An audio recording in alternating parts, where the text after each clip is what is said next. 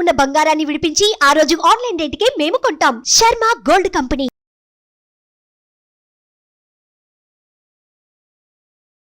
నమస్తే, నేను మీ జాహ్నవి. మనతో ఉన్నారు సూర్యోపాసకులు సన్ స్పిరిచువల్ సొసైటీ ఫౌండర్ ఆధ్యాత్మికవేత్త విక్రమాదిత్య గురూజీ. మాట్లాడేద్దాం. నమస్తే గురూజీ. సూర్యోస్మితల్లి. గురూజీ, రీసెంట్గా మీరు కోనార్క్ ఈ ప్రదేశాలన్నీ చక్కగా తీర్థయాత్రలు చేసుకుని వచ్చారు కదా. అయితే కోనార్క్ క్షేత్రం గురించి అక్కడ మీరు చూసిన విశేషాలు, ఖచ్చితంగా వెళ్ళిన ప్రతి ఒక్కరు చూడవలసిన అంశాలు ఏంటి, డీటెయిల్గా ఎక్స్ప్లెయిన్ చేయండి. అంటే నేనున్నదే సూర్యోపాసన. అంటే నాకు చాలా ఇష్టం సూర్య ఉపాసన అనేది. అది తెలియకుండానే నేను దాంట్లో ప్రయాణం చేయడం జరిగింది. ఎంతగా అంటే నాకు తెలియకుండానే అనే ఒక పదం వాడాం, కానీ సశాస్త్రీయంగా దాని గురించి మాట్లాడాలంటే భగవంతుడే నన్ను తన వైపు నడిపించుకున్నాడు అని చెప్పొచ్చు. నేను పుట్టింది తూర్పుగోదావరి జిల్లాలో గొల్లల మావిడాడ. గొల్లల మావిడాడ అని ఎందుకు ప్రశస్తంగా చెప్తున్నానంటే, ఆంధ్రప్రదేశ్లో అత్యంత ఎత్తైన గోపురం కలిగినటువంటి దేవాలయం శ్రీరాముడి దేవాలయం, రామాలయం. మీకు 12 అంతస్తుల దేవాలయం ఉంటుంది. ఇంచుమించు సుమారు ఒక 90 అడుగులు ఉంటుంది ఎత్తు. అంటే ఆంధ్రప్రదేశ్లో, అంటే మనం యావత్ భారతదేశంలో పోల్చుకుంటే ఎత్తైన దేవాలయాలు 130 అడుగులు 150 అడుగులు ఉన్నవి కూడా ఉన్నాయి. కానీ ఆంధ్రప్రదేశ్లో అత్యంత ఎత్తు కలిగినటువంటి పురాతన దేవాలయం రామాలయం. అక్కడే మనకి సూర్యనారాయణమూర్తి దేవాలయం ఉంటుంది.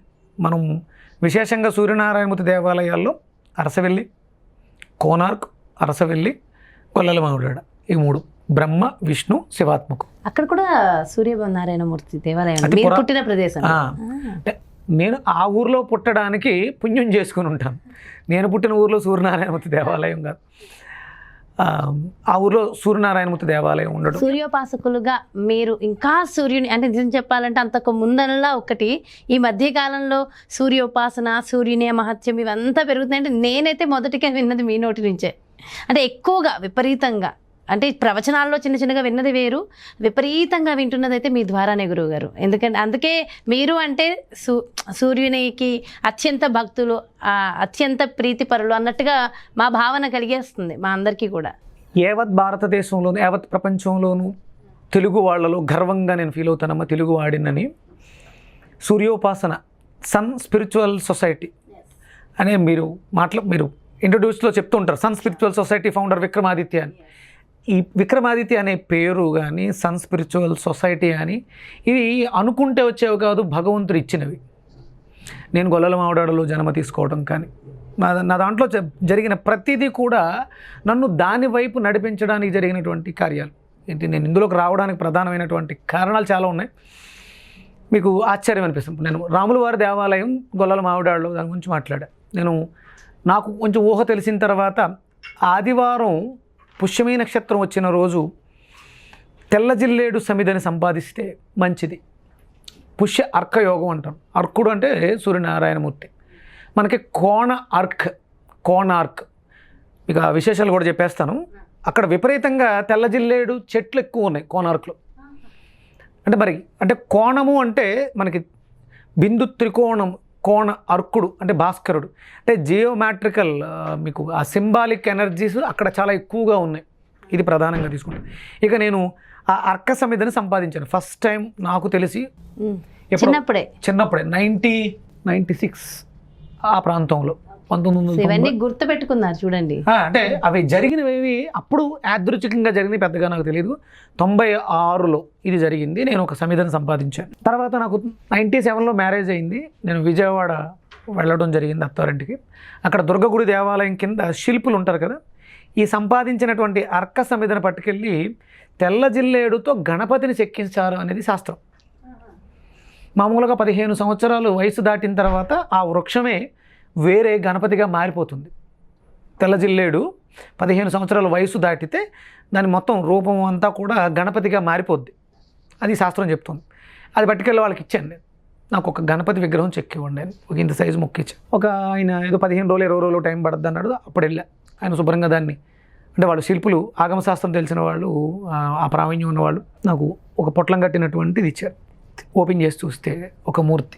ఏమంటే నేను అడిగింది గణపతి కదా అని అడిగా.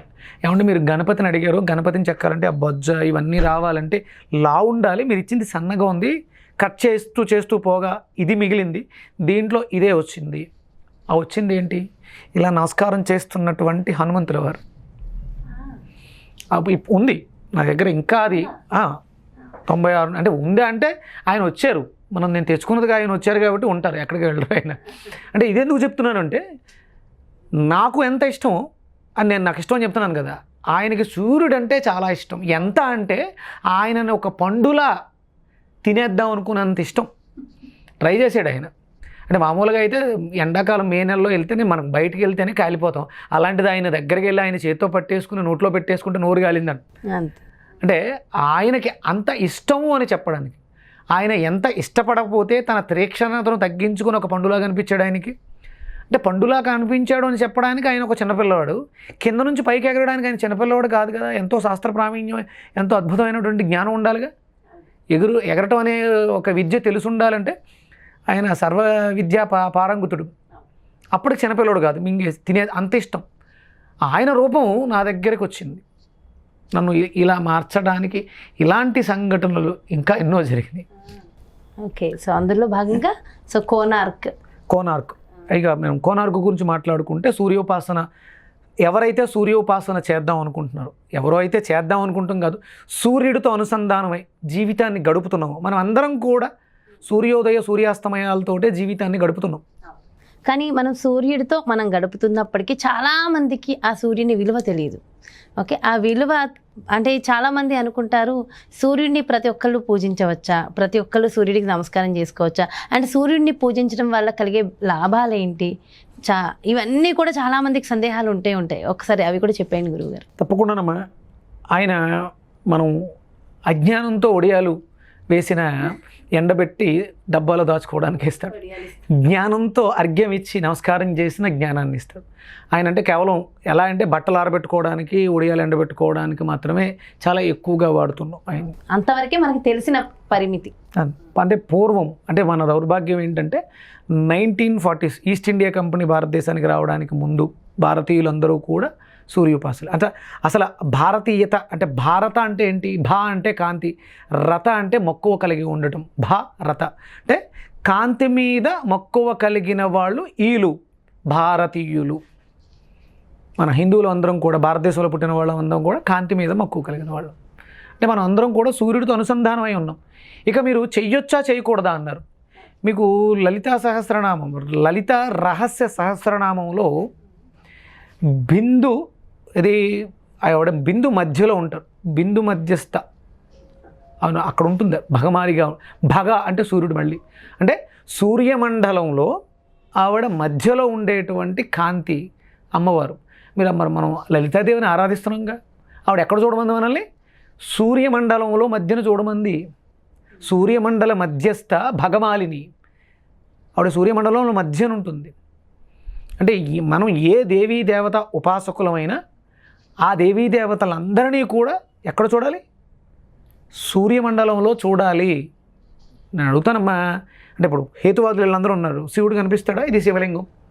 మనకి ఇష్టమైనటువంటి దేవీ దేవతలు చాలామంది ఉన్న విష్ణుమూర్తి, ఇవన్నీ రూపాలు. ఎవరు అంటే ఇది శివుడి రూపం, ఇది విష్ణుమూర్తి రూపం, ఇది పార్వతి రూపం మాట్లాడతాం. కానీ ముక్కోటి దేవతలు అలా ఇది ఆయనే, ఇది ఆయన రూపం కాదు, ఇది సూర్యుడే.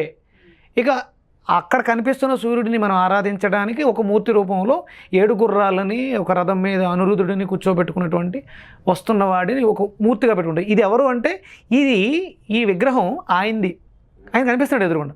కానీ ఇక్కడ మనం శివలింగాన్ని శివుడు అని చూపిస్తాం. ఈయనే, ఇది శివుడిది, శివలింగం మాత్రమే.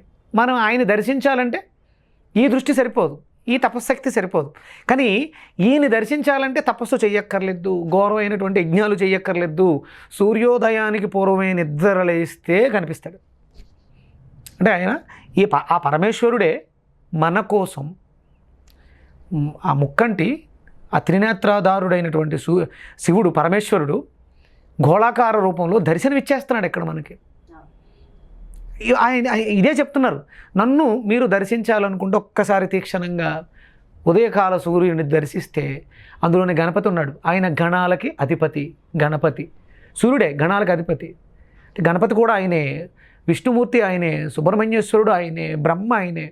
ఎవరు పూజిస్తారు, ఎవరు పూజించరు అంటే యక్షులు, గంధర్వులు, రాక్షసులు, కిన్నెరులు, కింపురుషులు 84 లక్షల జీవరాశి మొత్తం ఆయన రాక కోసం ఎదురు చూస్తూనే ఉంటూ ఉంటారు. స్త్రీ పురుష భేదాలు శరీరాలకి మాత్రమే, ఆత్మలకి కాదు. ఆత్మతత్వానికి ఆడదా మగదా ఎలా చెప్తావు? దానికి ఏ తత్వం లేదు. ఆత్మతత్వమే సూర్యుడు. మళ్ళీ ఆత్మకారకుడు. మీరు జ్యోతిషాస్త్రంలో ఆత్మ ఎవరు అంటే ఆత్మకారకుడు ఎవరంటే సూర్యుడే చెప్తారు. అయితే ఒక చిన్న ప్రశ్న గురువుగారు, ప్రతిరోజు ఉదయమే లేచి సూర్య భగవానుడికి నమస్కారం పెట్టుకోవాలి, చాలా మంచిది అని చెప్తూ ఉంటారు, ప్రతిరోజు పెట్టుకుంటాం. స్త్రీలు పీరియడ్స్ సమయంలో సూర్యుడికి నమస్కారం చేయవచ్చా, చేయకూడదా? అమ్మా, ఇప్పుడు పీరియడ్స్ వచ్చినాయి, ఋతుక్రమం అది జరుగుతుంది. మీరు ఎండలోకి వెళ్తే మానేస్తారా? నమస్కారం అనేది సంస్కారం. మనకి ఆయన మేలు చేస్తున్నాడు, మేలు చేసేవాడికి నమస్కరించడం అనేది మన సంస్కారం. అప్పుడు ఎవరో వచ్చారు ఇంటికి, అతిథి అంటే మనం తాకం, స్పర్శించం. ఆయన వస్తే నమస్కారం చేయిస్తాం, ఏదో చేస్తాం. అది పొరపాటున జరగవచ్చు. ఆయనకు తెలియదు మీరు పీరియడ్లో ఉన్నారని. ఆయన వచ్చారు, తలుపు తీశారు, మీరే గబుక్కుని ఏం చేస్తారు? ఏమీ చేయరు, కొంచెం దూరంగా ఉంటారు. ఏమండి నేను కొంచెం అశౌచంలో ఉన్నాను, ఆ అశౌచంలో ఉన్నాను అనే సంకల్పం మనసులో ఉంటే సరిపోతుంది. ఇక నమస్కారం ఎందుకు చేయాలి? కనిపించిన వెంటనే నేను నమస్కారం చేయకూడదు అంటే చేతులు పెట్టి చేస్తేనే నమస్కారం మనస్ఫూర్తిగా వచ్చేస్తుంది. అది దానికి ఇబ్బంది ఏమీ లేదు. అంటే పని కట్టుకుని మనం అదే నిత్యం చేసే కర్మల్లో దీపారాధన ఇవి ఉన్నాయి కదా, సంధ్యావందనాలు, వీటిని చేయకూడదు. ఆ 3 రోజులు మీరు అసలు ఒరిజినల్గా దానికి స్నానమే నిషిద్ధం. మీరు స్నానం కూడా చేయకూడదు. 3వ రోజు అయిన తర్వాత స్నానం ఆచరిస్తారు. అందుకని అంటే మలినంగా ఉంటారు, మానసికంగా కాదు శారీరకంగా మలినంగా ఉంటారు. స్నానం కూడా చేయలేదు కాబట్టి అప్పుడు కొన్ని పనులు చేయడం వల్ల మీ మానసిక స్థితి, మీ మనసు మీద ప్రభావం 21 రోజుకి జరిగేటువంటి పీరియడ్లో మీ మానసిక స్థితి బాగోదు. కాబట్టి ఆ పలకరింపుల్లో ఏమైనా ఇబ్బందులు వస్తాయేమో. అలాగే మీరు దేన్నైనా ముట్టుకుంటే దాంట్లో మీ మనసు యొక్క శక్తి వెళ్ళి అవతల వాళ్ళు తిన్న వాళ్ళకి ఇబ్బంది అవుతుందేమో అని స్త్రీలను పక్కన పెట్టడం జరిగింది తప్ప ఇది వేరే ఉద్దేశంతో అయితే కాదు, వేరే ఉద్దేశంతో నమస్కారం చేయకూడదు అని కూడా కాదు. అదే ఆ సమయంలో వచ్చే చిన్న చిన్న పెయిన్స్, ఇరిటేటింగ్, చాలా ప్రాబ్లమ్స్ ఉంటాయి. మానసిక స్థితి బాగుంటుంది, అప్పుడు కొంచెం ఇరిటేషన్, కొంచెం మీకు రెస్ట్ ఇవ్వాలని పక్కన కూర్చోమన్నారు తప్ప వేరే ఉద్దేశంతో అయితే కాదు. ఇది అందరూ నమస్కారం చేయటం సంస్కారం, కృతజ్ఞత. ఏదో చిన్న గిఫ్ట్ ఇస్తే, చాక్లెట్ ఇస్తే థ్యాంక్స్ అంటాం, ఇంకోటి అది ఇస్తే థ్యాంక్స్ అంటాం. అసలు జీవితాన్నే ఇచ్చింది ఆయన అన్నప్పుడు ఎన్ని థ్యాంక్స్లు చెప్పాలి? ఉదయం చెప్పాలి, మధ్యాహ్నం చెప్పాలి, సాయంత్రం చెప్పాలి. సూర్యోదయానికి పూర్వం చెప్పాలి, సూర్యోదయం తర్వాత చెప్పాలి, మధ్యాహ్నం చెప్పాలి, సాయంత్రం సూర్యాస్తమయానికి ముందు చెప్పాలి, సూర్యాస్తమయం తర్వాత చెప్పాలి. దీన్నే మనకి ముస్లిం సోదరులు నమాజ్లా చేస్తారు. వాళ్ళు చేసేది కూడా సుబ్హాన్, ఉదయం వచ్చేవాడే అల్లాగా చూసుకుంటారు. వాళ్ళు చేసేది కూడా 5 సార్లు నమాజు, సంధ్యావందనం. అది కాబట్టి సూర్య భగవానుడికి ఎప్పుడైనా ఎవరైనా సరే నమస్కారం చేసుకోవడం మరింత, ఎప్పుడైనా ఎవరైనా కాదు, జన్మ తీసుకున్న ప్రతి ఒక్కళ్ళు నమస్కారం చేసి తీరాల్సిందే. అది సంస్కారం. అదా చేస్తేనే జీవితంలో అభ్యున్నతి. నేను నమ్మను, నేను దేవుడికి దండం పెట్టను, నష్టం ఏం లేదు. నష్టపోయేది ఎవరు పెట్టరు, వాళ్ళే. అంతే. అంటే నమ్మితే బాగుంటారు, నమ్మకపోతే 100% చెడిపోతారు. ఇది శాస్త్రం. ఆయనకి ఏమీ ఉండదు. ఆయన రాకపోకల్లో ఎలాంటి మార్పులు ఉండవు. జ్ఞానవంతులయ్యి ఇది చెయ్యాలి. అందులోనే మస్ట్ అండ్ షుడ్గా. ఇది శాపం అనుకుంటారో, తిడుతున్నాను అనుకుంటారో, నన్ను తిట్టుకున్నా పర్వాలేదు. ఆదివారం తెలిసి మధ్య మాంస మైథునాలు అంటే భార్యతో సంగమించడం కానీ, మద్యాన్ని స్వీకరించడం కానీ, మాంసాన్ని ఆహారంగా భుజించడం కానీ పాపము. ఇది ఇప్పుడు ఈరోజు నేను బాగున్నాను, నేను గత 10 ఏళ్ళుగా తింటున్నాను. కొంచెం పూర్తవ్వాలి, సమయం రావాలి. శరీరంలో ఆ డిఎన్ఏలో ఒక ఎనర్జీ ఉంటుంది, అది బాగున్నంత వరకు. అంటే ఇంతకుముందు చేసినటువంటి పుణ్యం ఇప్పుడు నేను సెట్ అయిన అవ్వడానికి, నడపడానికి ఉపయోగపడుతుంది. ఎప్పుడైతే ఆ ఎనర్జీ డ్రాప్ అయిందో ఆటోమేటిక్గా చూసేస్తున్నాం. ఆల్రెడీ 2 సంవత్సరాలుగా, 2.5 సంవత్సరాలుగా వ్యాధి నిరోధక శక్తి తగ్గిపోయి దుర్భరమైనటువంటి జీవితాన్ని, ఆర్థిక సమస్యల్ని చూసేస్తున్నాం. ఇప్పుడు మొన్న సమ్మర్ చూశారుగా, హైదరాబాద్లో వాటర్ ఎద్దడి ఇంతకుముందు ఎప్పుడైనా ఉందా? ఎందుకు వచ్చింది? మనం ప్రకృతిని పాడు చేస్తున్నాం, బయటని పాడు చేస్తున్నాం, లోపలిని పాడు చేస్తున్నాం. ఇంతకుముందు ఇన్ని అనారోగ్య సమస్యలు ఉన్నాయా? ఇప్పుడు ఎందుకు వస్తున్నాయి? ఇది దయచేసి ఒక బ్రదర్గా, ఒక కుటుంబ సభ్యుడిగా చెప్తున్నాను. ఆదివార నియమాలు పాటించాలి. సూర్యోదయానికి పూర్వమే నిద్ర లేవాలి. చేతులు 2 జోడించి నమస్కార ప్రియో భాస్కర, ఇంకేమక్కర్లా, చేతులు పెట్టి నమస్కరించి, మీకు ఏమీ చేయాల్సిన అవసరం లేదు. ఒకవేళ ఇంకొంచెం చేయగా ఆయన చేతిలో నీళ్ళు వేసుకుని అర్ఘ్యం ఇస్తే సూపర్, ఆయన అద్భుతమైనటువంటి ఆశీర్వాదాన్ని ఇచ్చేస్తాడు. విష్ణువుడు అలంకార ప్రియుడు, తులసి దళాలతో మీరు ఇస్తే, ఆ పరమేశ్వరుడేమో అభిషేక ప్రియుడు, ఈయన నమస్కార ప్రియుడు. కొన్ని నీళ్ళు అలా చేతులు పోసుకుని అలా ఇచ్చేస్తే ఎక్కడికో వేస్తారు. ఏంటి లాభం అన్నారు కదా. ఒక 3 ఏళ్ల క్రితం విక్రమాదిత్య ఎవరమ్మా, ఎవరు, ఒక టీవీ లేకపోతే ఒక సినిమా ఆర్టిస్ట్, ఈరోజు సన్ స్పిరిచువల్ సొసైటీ ఫౌండర్, ఎంతో మందికి ప్రేరణ కల్పిస్తున్న ఒక శక్తి, ఒక వెజిటబుల్ థెరపిస్ట్. ఇదంతా ఎక్కడి నుంచి వస్తుందంటే ఆయన నుంచి వస్తుంది. మనకి ఏమీ తెలియక్కర్లేదమ్మా, నాకు ఏమీ తెలియక్కర్లేదు, నాకు మంత్రాలు ఏమీ తెలియదు. నాకు తెలిసిందల్లా ఆదిత్య హృదయం ఒక్కటే. నేను ఈ ఉపాసన మొదలు పెడుతుల్లోకి ఏమీ తెలియదు. ఆయన కాళ్ళు పట్టుకున్నాను. ఈరోజు నా దగ్గర అద్భుతమైనటువంటి సూర్య సంబంధించినటువంటి శాస్త్రం మొత్తం ఉంది. సన్ వర్షిప్ యాన్సెంట్ ఇండియన్స్, సూర్య సిద్ధాంతం, ఎన్ని గ్రంథాలు ఉన్నాయో సూర్యుడి మీద, ఇవన్నీ కూడా మరుగున పరిచేసాడు. ఎందుకు అంటే భారతీయ విజ్ఞానం చాలా గొప్పది, దీనితో చాలా ఇబ్బంది వస్తుందని మనకి నలంద విశ్వవిద్యాలయం విన్నారు ఎప్పుడైనా? అద్భుతమైనటువంటి శాస్త్రాలు, తాళపత్ర గ్రంథాలు అంటిస్తే వాళ్ళు తగలబెడితే 4 నెలల పాటు ఖాళీ అంటాం. నలంద విశ్వవిద్యాలయంలో సీటు దొరకడం కష్టం. ఒకవేళ మీకు సీటు దొరికి మీరు విజ్ఞానవంతులై బయటకు వస్తే మిమ్మల్ని మించిన వాళ్ళు ఉండరు, అంత జ్ఞానం. అంటే అక్కడ మనిషి బ్రతకటానికి, మనిషిని బ్రతికించటానికి కావాల్సిన విజ్ఞానాన్ని అంతటిని అక్కడ నూరు పోసేస్తారు.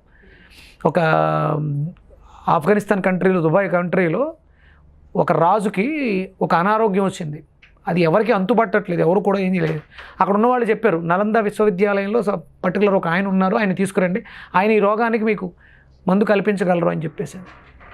అంటే వాళ్ళు వేరే ధర్మంలో ఉన్నారు కాబట్టి హిందూ ధర్మానికి సంబంధించి దీన్ని మనం యాక్సెప్ట్ చేస్తామని ఒప్పుకోలేదు.